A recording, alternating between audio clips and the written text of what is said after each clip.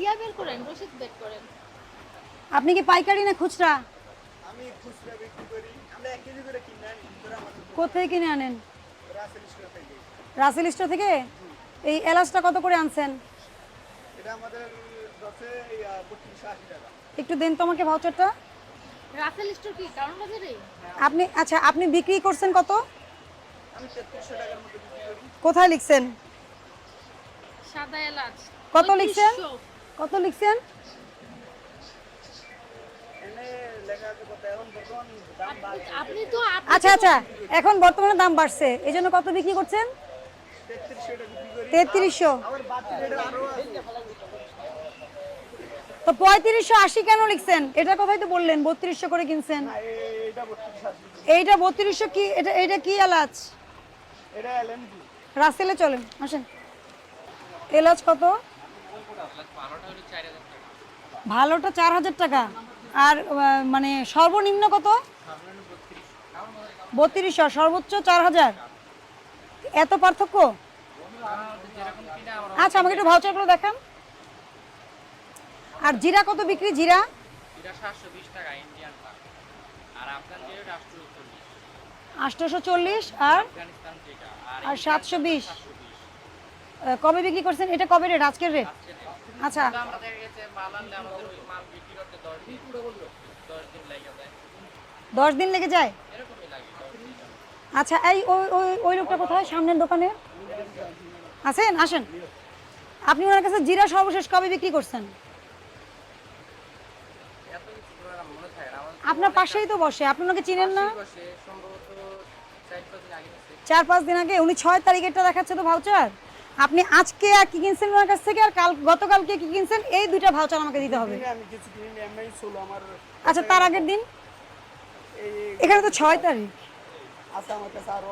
একটু আপনি আমাকে 2-3 দিনের মধ্যে একটু দেখান। 15/5-এ যে প্রোডাক্টগুলো কিনছেন, এই প্রোডাক্টটাই আপনি কত মূল্য তালিকায় লিখেছেন এবং আপনি কত বিক্রি করেছেন, এটা আমি যাচাই করছি, ক্রস চেক করছি, ক্রস চেক, যাতে কোনো গ্যাপ থাকলে এটা বোঝা যায়। আমি বোঝাতে পারছি? তার মানে আপনি বিক্রি করে দিয়ে ভাউচার দিয়ে দিলেন, এখানে দায়িত্ব শেষ হয়ে গেল না? আমরা কিন্তু ক্রস চেক করছি। এই জন্য আপনাকে আমরা পরামর্শ দিব, কার্বন কপি রাখেন, কার্বন কপি রাখেন। আচ্ছা দেখেন, আপনি তো ব্যবসায়ী, ছোট ব্যবসায়ী না, আপনি মশলার পাইকারি ব্যবসায়ী। একটা রসিদ বই বানানো তো কি খুব কঠিন বিষয়? আপনার এই সিলটা তো যে কেউ বানিয়ে একটা নকল করে আপনাকে বিপদে ফেলতে পারে, পারে না? তখন কিন্তু এটাই সত্যি হবে, সিলে যা পাবো ওটাই সত্যি হবে। হ্যাঁ তা তো। তাহলে আপনাদেরকে এই কথাগুলো বলা হয়, করেন না কেন? সুন্দর একটা রসিদ বই করেন, যেটা কেউ নকল করে আপনাকে ধোকা দিতে পারবে না। আপনি তো এগুলো কোনো সিস্টেম হলো না। আমি কথা বুঝাতে পারছি আপনাকে?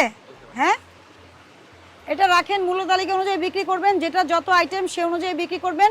কোনো ধরনের মিসম্যানেজমেন্ট যদি আপনি মৌলভীবাজার কিনতে গেলে ধরা পড়ে, আমাদেরকে জানাতে হবে। Hotline number 16121।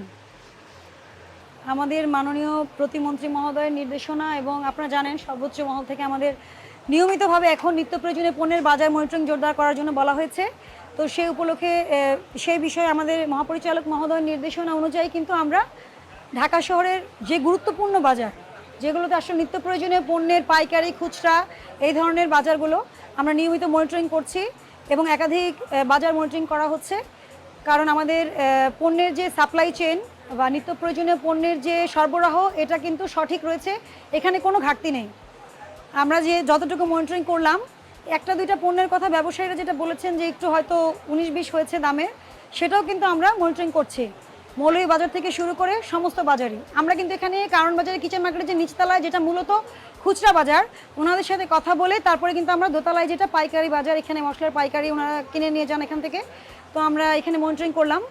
মনিটরিংয়ে আমরা যারা পাইকারি বিক্রি করেন ওনাদের ওখানে আমরা তেমন কোনো ব্যত্যয় পাইনি, কারণ ওনারা ভাউচার সংরক্ষণ করেছেন এবং ওনারা যে খুচরা ব্যবসায়ীদের কাছে বিক্রি করেছেন সেটারও ওনারা ভাউচার দিয়েছেন, যেটা আমরা ক্রস ভেরিফাই করেছি, আপনারা দেখেছেন। তো আর এখানে আসলে দুজন ব্যবসায়ীকে আমরা জরিমানার আওতায় এনেছি। একজনকে সতর্কতামূলক আমরা 2000 টাকা ফাইন করেছি, আরেকজনকে 10,000 টাকা করা হয়েছে। যাকে 10,000 টাকা জরিমানা করা হয়েছে ওনাকে আগেও জরিমানা করা হয়েছিল এবং সতর্ক করা হয়েছিল। তো প্রতিবারই আসলে ওনাদের মূল্য তালিকা সংরক্ষণের বিষয়ে অনেক অনীহা দেখা যায়। তো আসলে এই ক্ষেত্রে ওনাদেরকে সচেতন হতে হবে। আমরা ব্যবসায়ী কমিটির সাথে কথা বলেছি, কারণ মূল্য তালিকা হচ্ছে একটা আয়নার মতো, এটাই দর্পণ। আপনার এখানে যে খোলা পণ্যগুলো আছে, আপনি কত টাকায় ক্রয় করেছেন এবং বিক্রয় করেছেন, আপনি মূল্য তালিকাটা যদি সঠিকভাবে লিখেন এবং সংরক্ষণ করেন, তাহলে কিন্তু আমাদের আপনাদের সবার সাথে কথা বলার প্রয়োজন নয়। আমরা এসে মূল্য তালিকাটা তথ্য নিব, নিয়ে আমরা সেই অনুযায়ী মার্কেট যাচাই করে আমরা দেখব যে সব কিছু ঠিকঠাক আছে কিনা।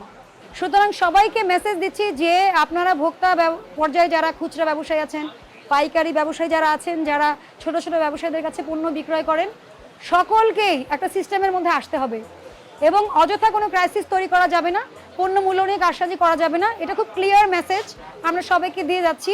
এটার ব্যত্যয় পেলে কিন্তু অবশ্যই অবশ্যই আমাদের মহাপরিচালক মহোদয়ের নির্দেশনা অনুযায়ী এবং আমাদের মন্ত্রণালয় যেভাবে আমাদেরকে নির্দেশনা দিয়েছে আমরা কিন্তু কঠোর ব্যবস্থা নিব। অতএব সবাইকে বলছি